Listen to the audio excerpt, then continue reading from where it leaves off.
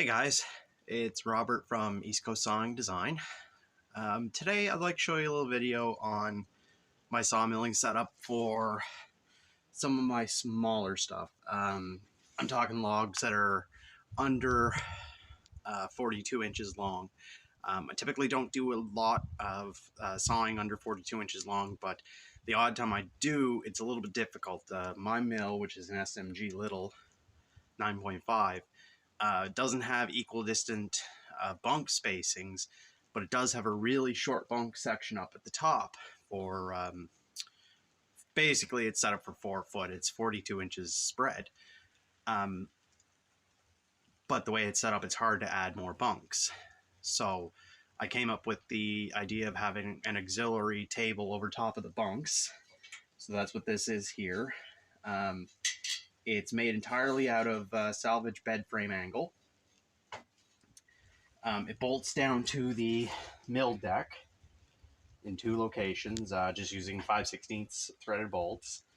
I do have 2 integrated log dogs on it. Right here, they're a little seized up after sitting for the last winter. I don't use them anymore, as I found there was too much flex in this section of the frame because it's only welded on the very edge of the angle iron. So what I did was I drilled a bunch of little holes in the angle iron and I just screw the pieces of wood down directly. I typically cut 1.25 inches, so most screws won't exceed that. So it's never been a problem to have it screwed down that way, because if you hit a screw with a bandsaw blade, it is really hard on the blade. So I'm going to set this up. I'm going to load my 2 pieces of wood. I'll be cutting up a 20-inch section of silver birch and a 24-inch section of white ash. Both were cut down previous years. The silver birch was cut down in 2021, I want to say, and the white ash was cut down in 2022, right before a big hurricane we had. So just give me a minute to get the table installed and the piece of wood on it, and I'll show you how it works.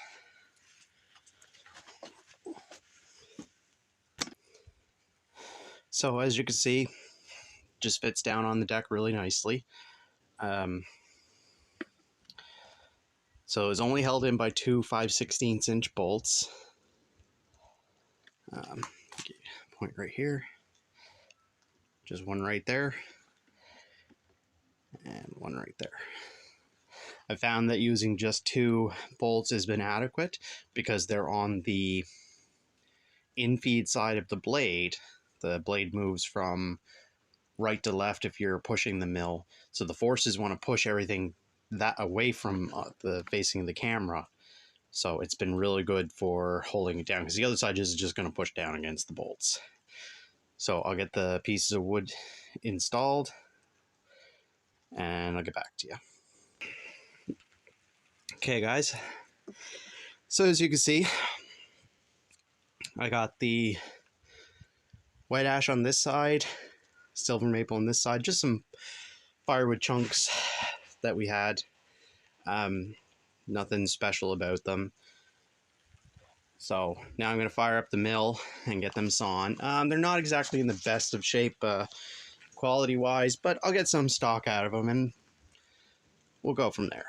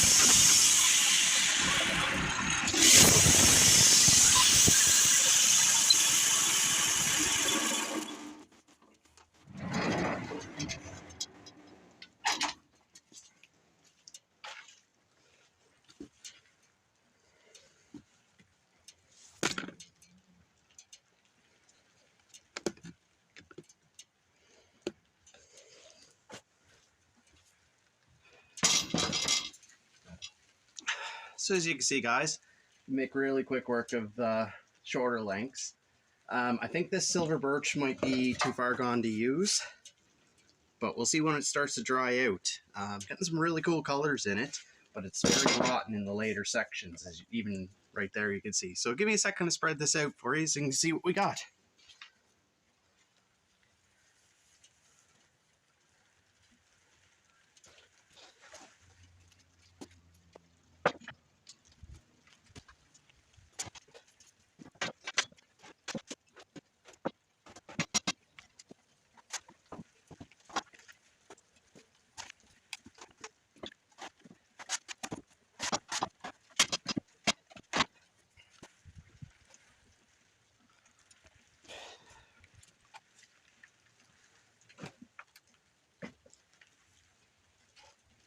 All right, guys.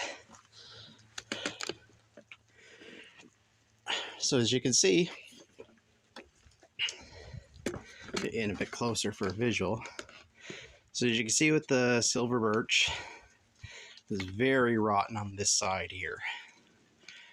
But I do have some solid wood in there. Once it actually starts to dry, I'll have a better idea of what my yield's going to be.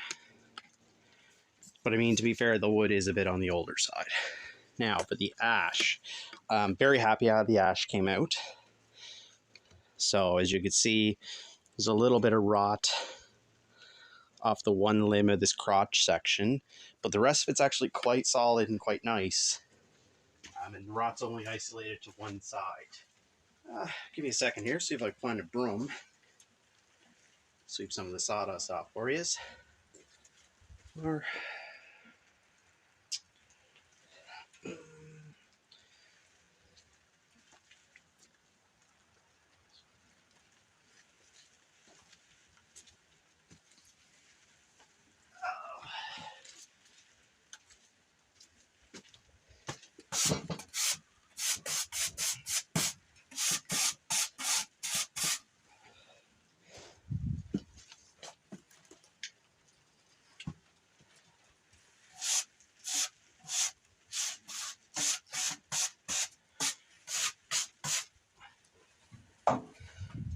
so as you can see with the white ash, it's got some interesting colors, some interesting crotch figure, some swirls where the grain kind of reconnects back into the main tree.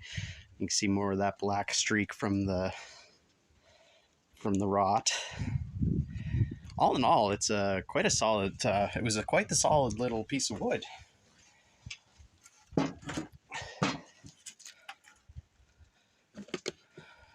So you can see, got a bit of a branch bullseye there. Now, when you flip it over, that's the one thing, is you'll find that while that looked really nice on the other side, once we flip it over, it's not looking so hot. So I think basically for those two pieces there, this section here will get cut completely off. But all in all, even your little scraps can be used to make some beautiful project wood. I could resell the white ash as is for about $5 to $10 per piece. So that's 1, 2, 3, 4, 5 solid pieces. Yeah, 5 solid pieces. So I mean, maybe between $25 and $50 there. Or I could keep it for my own projects and turn it into crotch figure charcuterie boards, where the one handle come off to the side, or I might just cut on the more solid ones, cut it off flat, put the handle down this end, and I can sell them for between $60 and $70 a piece.